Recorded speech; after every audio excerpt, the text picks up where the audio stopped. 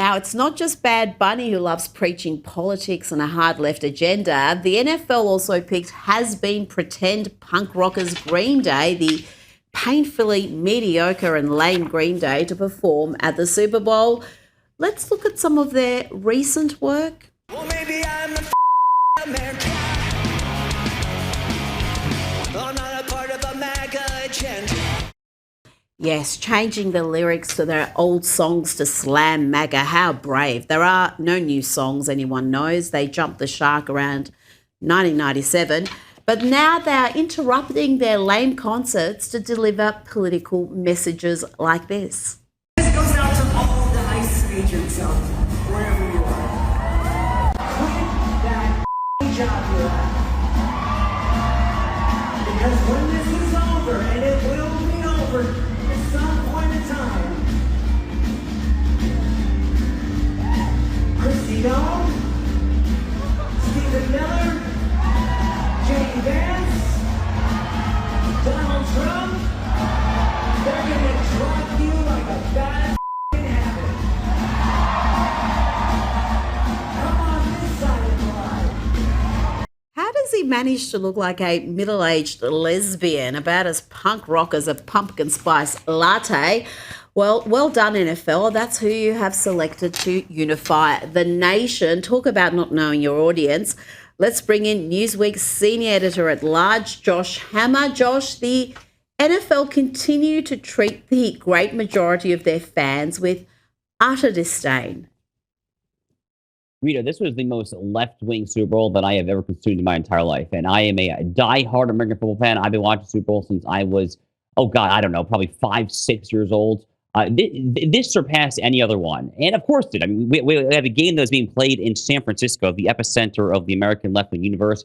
Two teams that are in Seattle, and from Boston, Massachusetts, to liberal titans here. You had Green Day, you had Bad Bunny. I mean, the whole thing was just an utter, absolute abortion. It was an atrocity of a Super Bowl. The Bad Bunny halftime show is going to get the headlines, and rightfully so. I mean, Roger Goodell, the commissioner of the NFL, is frankly just utterly commie trash. But the silver lining, Rita, of all this, silver lining of Green Day, who is exactly as you say they are. They are a radical left-wing ideological group of washed up, mid-50s, 60-year-old lesbian-looking rockers. But between that and Bad Bunny, this halftime show that was entirely in Spanish, like literally not one word, not even Lady Gaga saying a word in English. I was ready to punch a wall. I mean, it was utterly insane. I mean, it makes me just genuinely live. My blood was boiling. But the silver lining here is that Donald Trump's approval ratings are probably going to spike in response to this, because the people will see this and they will see that this is the opposition, that they celebrate the multicultural agenda, they celebrate the desecration of American heritage, they celebrate the notion that America will ideally in their dystopian future not be an English-speaking country there. They love that there. So frankly, I think that ICE actually could see a spike in approval rating as a result of this. Donald Trump, I think, will probably benefit as well. Rita, that's the silver lining. But frankly, this whole Super Bowl, I mean, frankly, the football game stunk too. It was a very boring game. But the entertainment was, frankly, just an utter atrocity. Atrocity, that is a strong word today, but I think it's a very popular way to describe what happened today. Can we also talk about the Black national anthem that was performed before the game?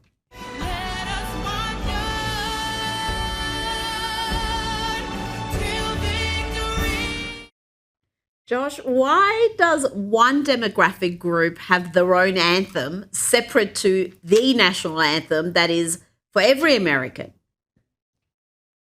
Rita, one of my producers from my show texted our show chat just before the game started. He said, "I'm getting ready for the black coin toss. How about you guys?" I mean, it's just so silly. It's just so utterly stupid.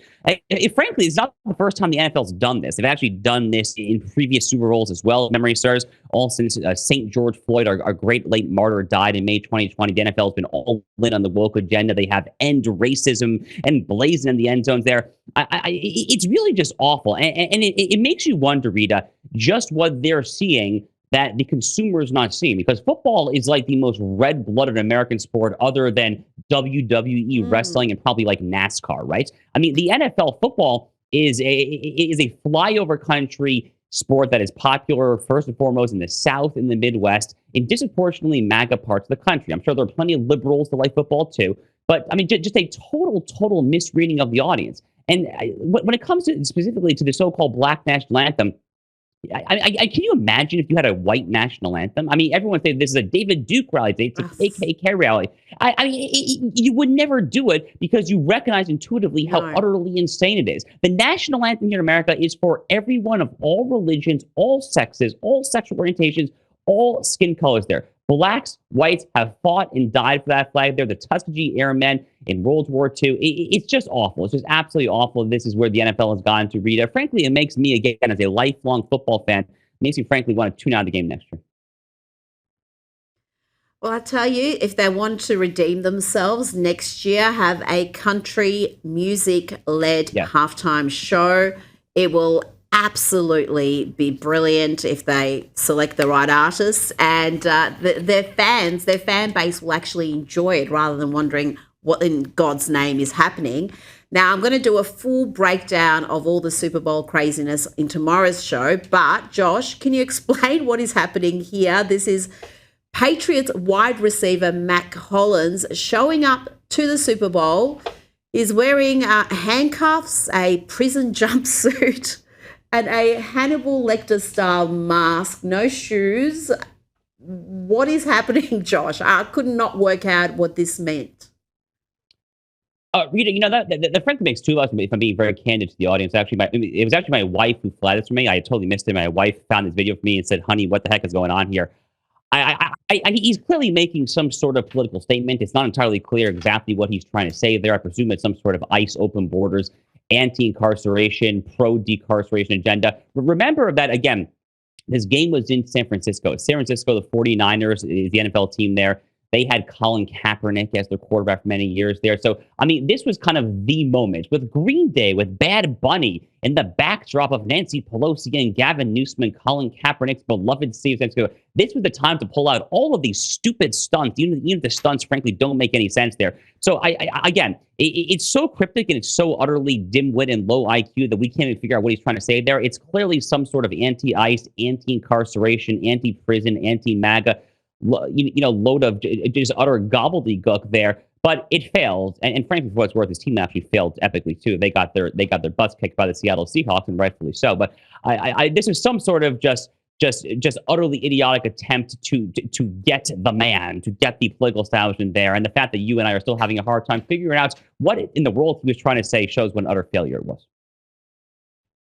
Well, yeah, no one seems to know precisely what he meant by that. Maybe he'll explain it, but I did have a look at some left-wing publications as well to see if they had an idea what he was trying to convey, and they were none the wiser. They had some weird ideas of what it could mean, but I think it was all just wishful thinking, a lot of that. Now, I want to stay on the sports theme. What do you make of all the political posturing and moral preening we've seen from American athletes at the Winter Olympics, Josh? What have you made of some of the commentary there about how they feel about representing America in 2026?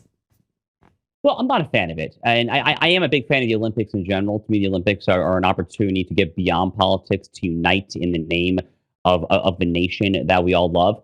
And, many of the great Olympics moments in modern Olympic Games history, certainly in American Olympics history, many of our great moments have been precisely that. I mean, speaking of the Winter Olympics, I mean, who can forget the miracle on ice in 1980 when America, this group of amateur hockey players defeated the best team in the world, the Soviets, at the height of the power of the Soviet Union there. I mean, these are the great moments there to unite in love of one's country. So this is really not the time to try to make some sort of political statement there. There's that old line that politics is supposed to stop at the water's edge. And there's frankly a lot of truth to that. When you're representing your country overseas there, just shut up and represent the flag.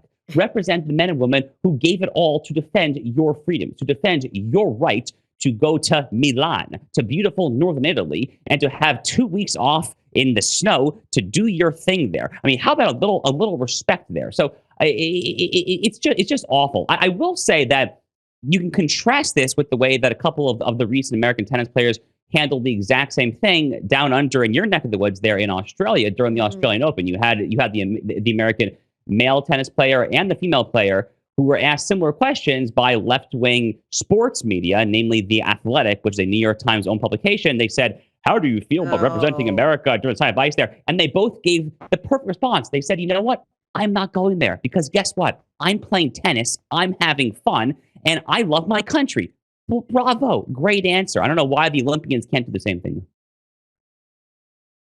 Well, yeah, that pest of a sports reporter, the activist, just gave that same question to every American tennis player, and pretty much all of them, except one that I saw Coco Gauff, just batted it away.